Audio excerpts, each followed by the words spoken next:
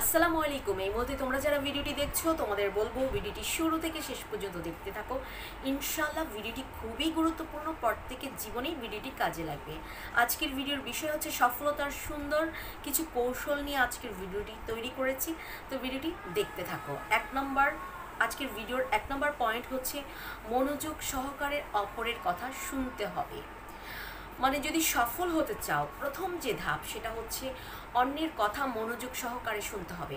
মানুষ যখন কথা বলে তখন সে অনেক সময় শুধু আজে বাজে কথাই বলে না বা হাসি তামশার কথাই বলে না, অনেক সময় খুব গুরুত্বপূর্ণ কিছু কথাও বলে যেটা আমাদের জীবনে কাজে লাগতে পারে।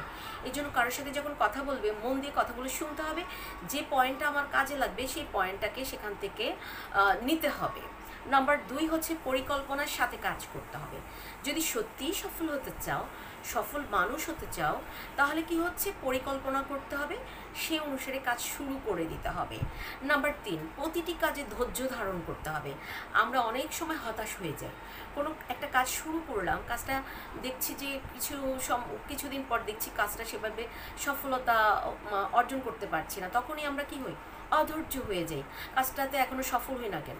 কিন্তু কোনো একটা কাজ শুরু করলে সেটাতে নানা বাধা থাকবে, বিপত্তি থাকবে, সেইটাকে সলভ করে আমাদের সামনের দিকে এগিয়ে যেতে হবে, তারপরেই না আমরা সফল হব, সেটা যে কাজই হোক। ধৈর্য ধারণ করতে হবে।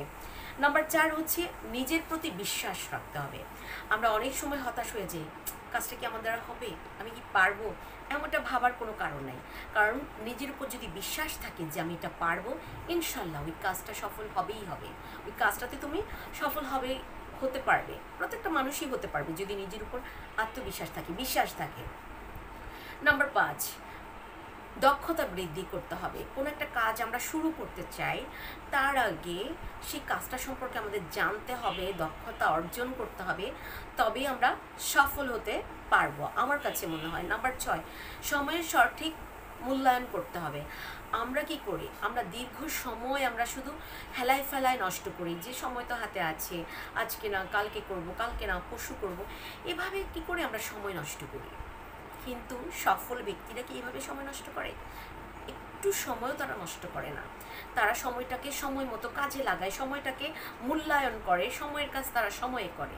তো সময়ের কাজ সময়ে যদি আমরা করতে পারি, সফলতা কেউ ঠেকাতে পারবে না। নাম্বার 7, নিজেকে ফিট রাখতে হবে, অ্যাক্টিভ রাখতে হবে। কারণ হচ্ছে যদি আমরা সফল হতে চাই, আমাদের নিজেদের শরীরটাকে ফিট রাখতে হবে, অ্যাক্টিভ রাখতে হবে, কাজের প্রতি মনোযোগ তৈরি করতে হবে। কারণ আমরা যদি সুস্থ না থাকি, ফিট না থাকি, তাহলে কোনো কাজ আমাদের করতে ইচ্ছে করবে না। এই জন্য আমার কাছে মনে হয় যে এটা খুবই গুরুত্বপূর্ণ একটা পয়েন্ট, যে নিজেকে ফিট রাখা এবং অ্যাক্টিভ রাখা। নাম্বার 8 হচ্ছে সুন্দর একটা রুটিন ফলো করা। জীবনে যদি সফল হতে হয়, সফলতা অর্জন করতে চাই, তাহলে আমার মনে হয় আমাদের প্রত্যেকের উচিত সুন্দর একটা রুটিন ফলো করা, সে অনুসারে কাজ করা। তাহলে জীবনে সফল হওয়া খুব কঠিন কিছু না, সফল হওয়া খুব সহজ। সহজ বলতে যে এত সহজ না যে হাতের মুঠোয় চলে আসবে, কিন্তু সফলতা অর্জন করতে হলে সুন্দর রুটিন মেনটেন করতে হবে, সে অনুসারে কাজ করতে হবে, তাহলেই সফলতা অর্জন করা সহজ হবে। তো আজকের ভিডিও এ পর্যন্তই। আমি জেসমিন রত্না তোমাদের পাশে ছিলাম, আছি, সবসময় থাকবো ইনশাআল্লাহ। আজকে এ পর্যন্তই। আল্লাহ হাফেজ। আসসালামু আলাইকুম।